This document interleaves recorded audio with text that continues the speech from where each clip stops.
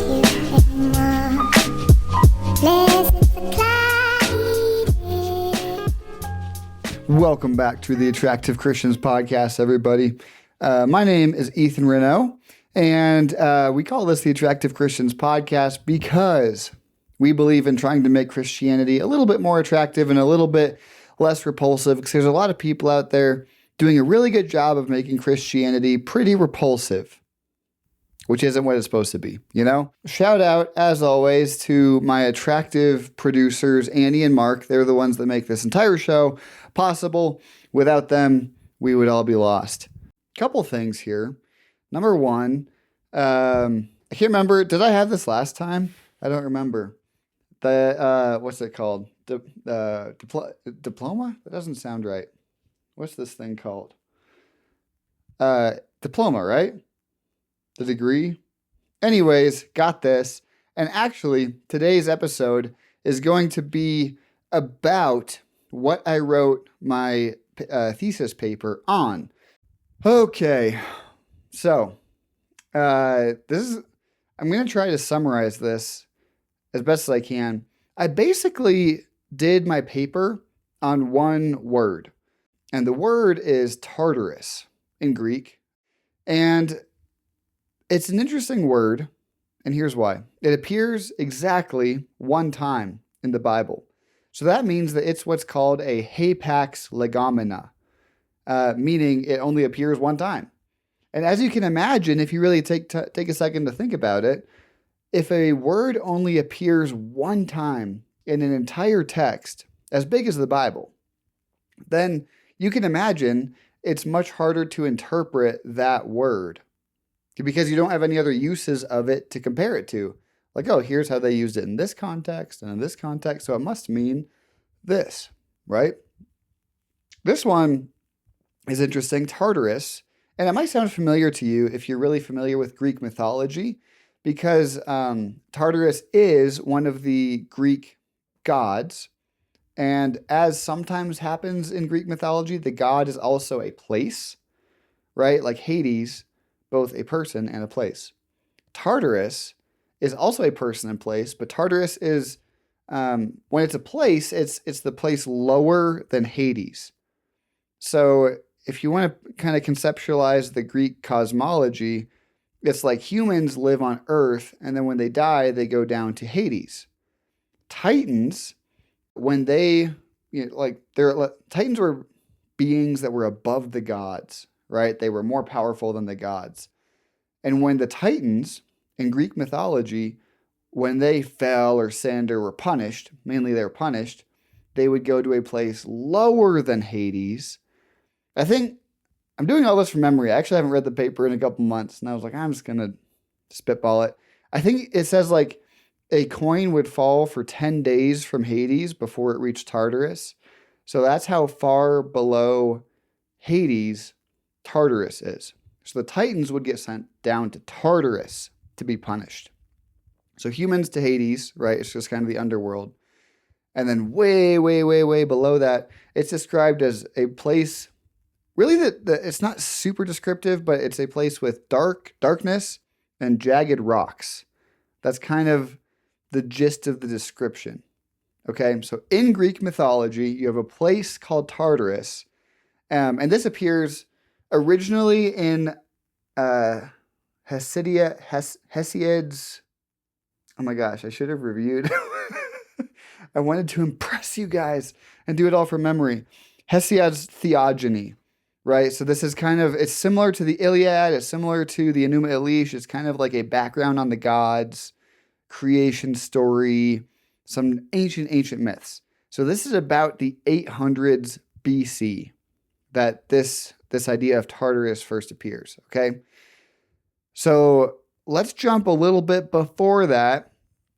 So you have 800 BC, and then you have, depending on who you ask, depending on what kind of scholar you ask, the Old Testament of the Bible, the Tanakh, the Jewish Bible, whatever you want to call it, the Torah, was either written by David in the settled United Kingdom around 1000 BC, or by Moses, if you hold to that kind of Sunday school traditional view, around 1400 BC. Okay, so just to review, you have Moses, who may have written it 1400 BC, the Torah, or some modern scholars believe it was probably written during the United Monarchy period under David, so 1000 BC. Either way, it's before Hesiod writes his theogony, the origins of the gods, and some of their stories. Okay? This is important. This is interesting, at least, because if you look at Genesis 6, what do you see? You see the story where angelic beings, or the sons of God, as it calls them in Genesis 6, it says that they come down to earth and they sin because they copulate with human women. Okay? So these angels come down. According to legend, most people think that they're angels. And it's kind of an expanded story if you look at what's called the apocryphal book of First Enoch. So you have Enoch, in which it kind of goes into more detail about the good angels fighting the bad angels, and they send them down. They go to earth, they copulate with the human women, and then these angels, because they sinned, need to be punished. So this is not in the Bible, but this is expounded on in First Enoch. Okay? So in First Enoch, you have kind of the story of the punishment of these angels who sinned. Are you with me yet? Are you lost? It's okay if you are. There's a lot here. Now that I'm saying it out loud, I'm realizing that there actually is a lot here if people aren't familiar with this story. So this is where you might see the Nephilim, if you're familiar with that idea, because the angels who mated with the humans created these giants called the Nephilim in Genesis chapter 6. So you can read that story for yourself if you want, Genesis 6. That story is expounded upon in First Enoch. The story of the Watchers is what they're called. So all you have to know, if you're tracking with this, between 1400 and 1000 BC, that story kind of originates from the Bible of these angels who do something wrong and get punished. Then, stories spread, word of mouth, things get around. I can't say for certain that there's direct causation in the Greek mythos, but in year 800, so 200 to 600 years later, you have Hesiod's theogony, these origins of the gods, right? These stories about the gods. And here we first see the name Tartarus, or the word Tartarus, as a place where the gods are punished. Are you tracking? Hopefully, maybe. I'm going fast. But anyway, that's kind of the background. So there's probably influence.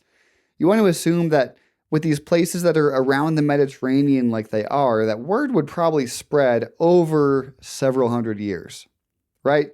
So there's similar mythologies in Genesis 6, which is then expanded later in First Enoch and in the Theogony. Then the word Tartarus also appears in Plato, probably in the 400s to 300s BC, right? This is all still in that BC time period. So Plato kind of adds to the mythology on Tartarus. And then you have the intertestamental time when these rabbis are studying all this stuff and kind of coming up with all these different interpretations of all sorts of stuff, including Enoch. First Enoch is most likely written in the intertestamental period. So it's expanded upon here between the Old Testament and the New Testament. Make sense so far? Good. So all that is background for what I actually wrote the paper on. Because the word Tartarus has not appeared yet. The word Tartarus appears only in 2 Peter 2, verse 4. That's the only place that in the Bible that it appears. So let me see if you can catch where it appears. So I'm going to read this. So this is 2 Peter 2, verse 4.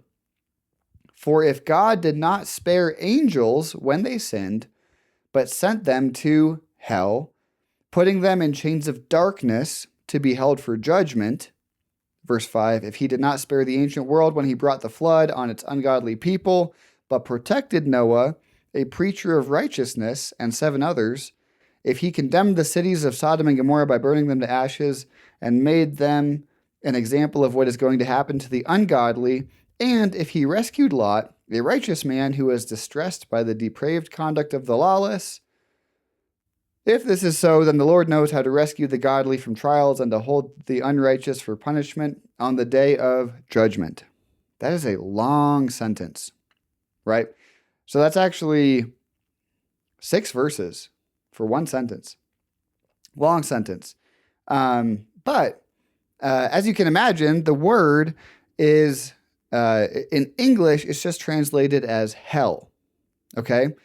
So, for if God did not spare angels when they sinned, sound familiar? But sent them to hell. The actual word here is Tartarus, but even more confusingly, it's conjugated in Greek as a verb. So you can kind of think, but sent them to hell. Those 4 words are actually one word in Greek. So the word is, or the way that you could kind of read it in English most accurately would be, for if God did not spare angels when they sinned, but tartarized them, putting them in chains of darkness to be held for judgment. ... Right?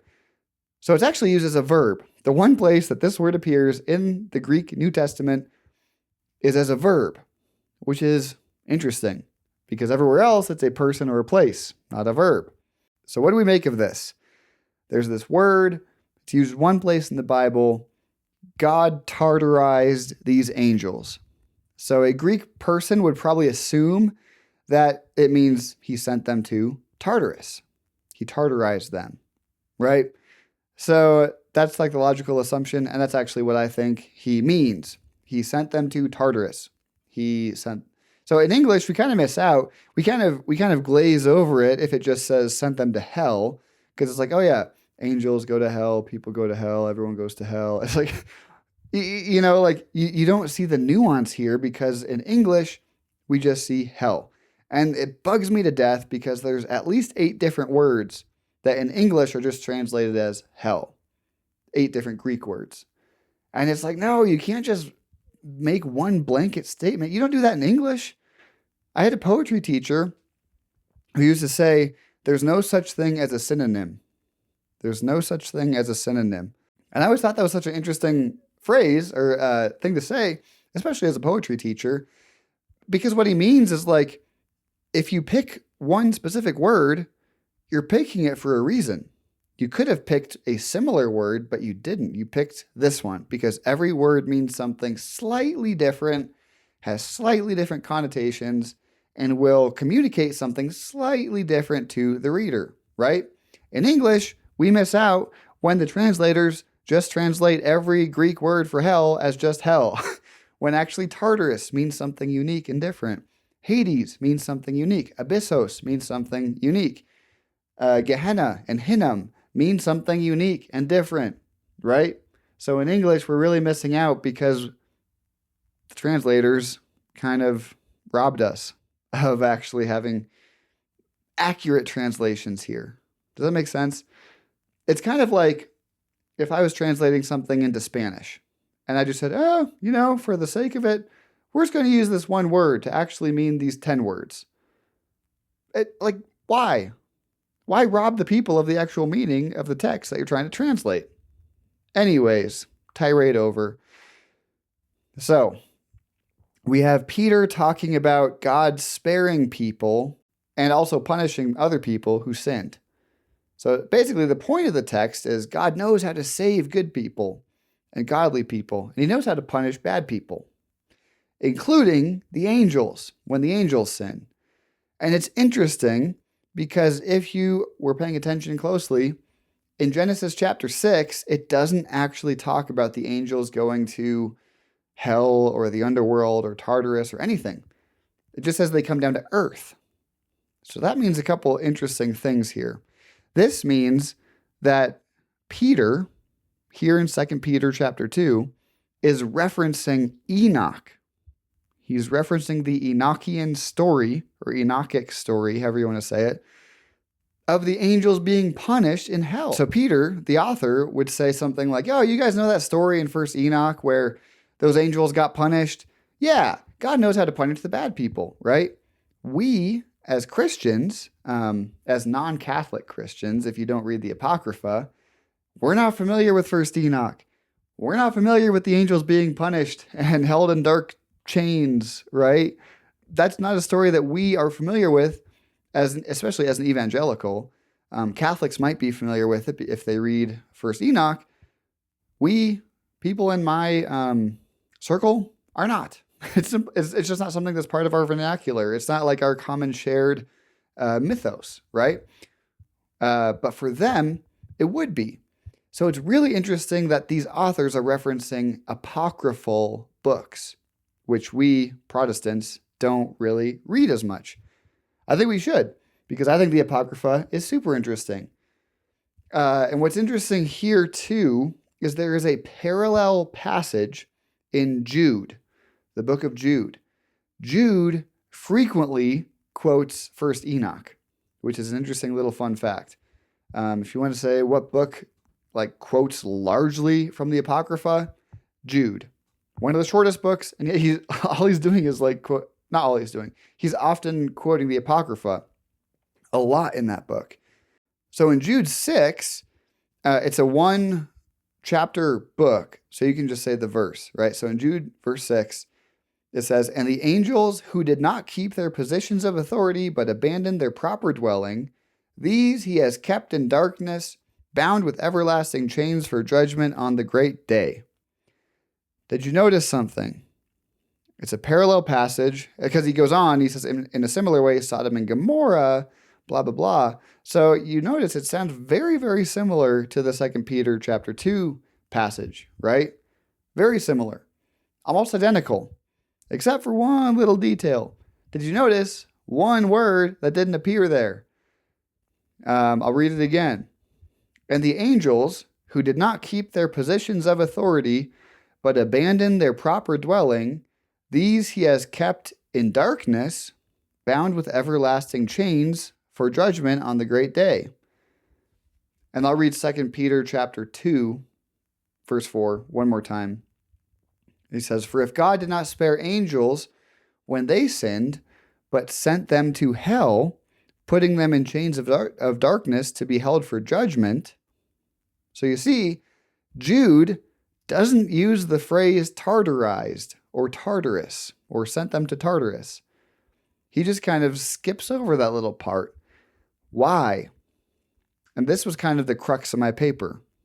If we have two parallel passages, and those are kind of rare in the Bible, to have passages that are so similar to each other like this, and yet one uses the word Tartarus and one doesn't. Why? Here's my theory, which is kind of what I argued in the paper, which is kind of a broadly accepted view. Jude is primarily written to a Jewish audience, okay? So this Jewish audience, they don't need a reference to Greek mythology. They can just use a reference to their own scripture or apocrypha. 2 Peter, however, is most likely written to a Hellenized audience. And if you don't know what that word means, I didn't know until I was a history teacher myself. Hellas is the Greek word for Greek. So Greek stuff is called Hellas, right? So if something is Hellenized, it's Greekified. it's like Greek culture, right? So as Alexander the Great kind of spread Greek culture, or Macedonian, but he was spreading the teachings of the Greek philosophers all over the Mediterranean, he was Hellenizing those areas, making them more Greek. So when you see the word Hellenized Jews, it means Jews with a lot of Greek influence on their culture, on their thought, on everything like that, right? So most likely, the audience of 2 Peter is Hellenized, meaning they're really familiar with the Greek philosophers, and more importantly here, familiar with Greek mythology, okay? So they're familiar with Greek mythology, so it's kind of like, in The Office when Kevin says, "Why use many words when few words work?" or something like that, right? That's kind of what I feel like is the answer here. Why is Peter using this word, which is a Greek referent, right? He's referring to Tartarus, which is from Greek mythology. He's referring to it, and he can kind of say, like, why would he send these angels to a dark place with rocks to be punished, right? A place specifically for the angels, not for humans, right? He could spend all that time describing it, or he could just say Tartarus or tartarize them, right? Do you see how that works? So he's kind of encapsulating this entire mythos and ethos of Tartarus and all of the centuries of mythology that were included in the thought imagery of this place, Tartarus, by saying the angels were tartarized and held in darkness and chains and awaiting their day of punishment, right? So that's kind of the answer, at least as far as I'm concerned. 2 Peter is written to a Greek-minded audience who would immediately get, oh, he's referring to Greek mythology here. He's using an image of a place that was for the Titans to be punished, and he's saying that the angels were sent to a similar place, Tartarus, to be punished, because that's where supernatural deity-type beings get sent, is to Tartarus. Does that make sense? Kind of?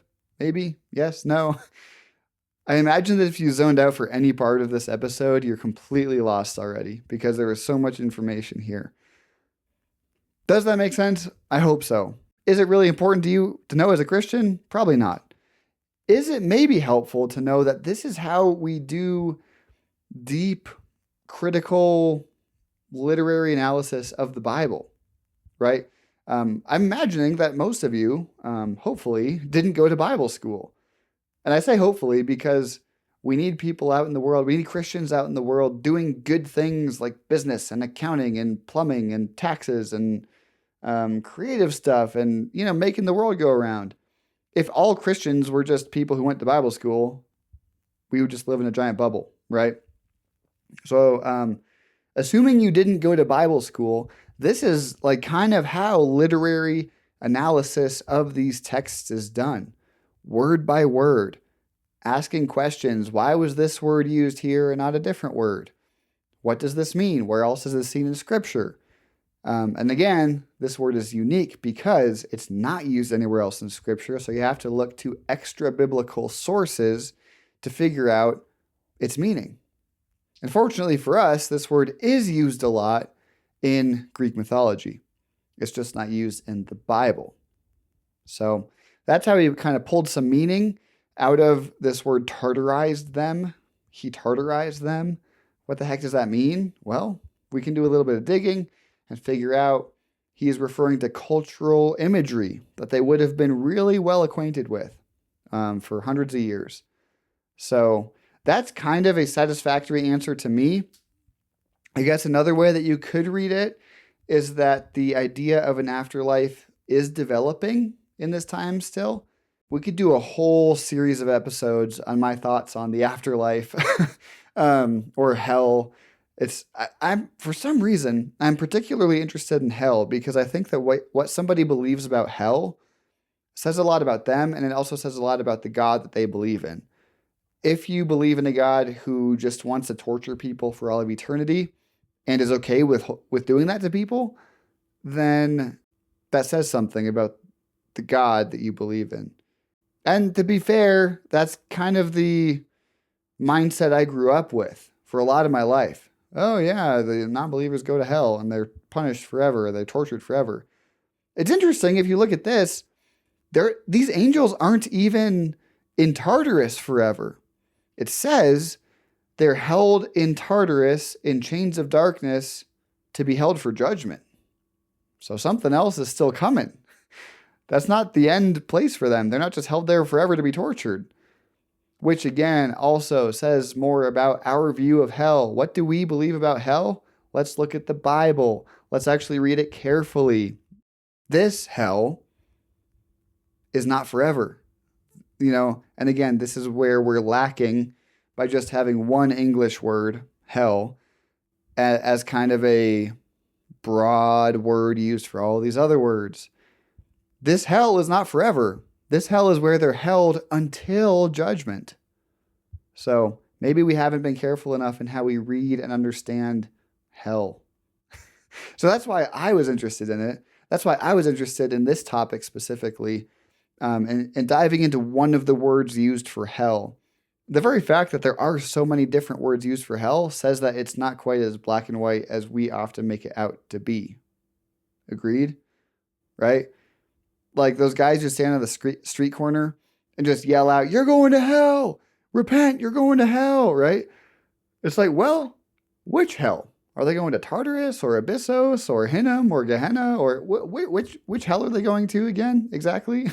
Right?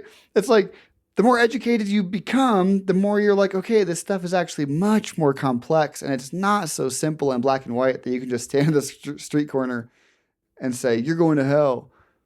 Like, okay, cool. What exactly do you mean by that, right? Like, this is how we become attractive Christians, or more attractive Christians, is by having a complex and profound, robust understanding of the things that we actually believe, because we've done the homework. We've dove in.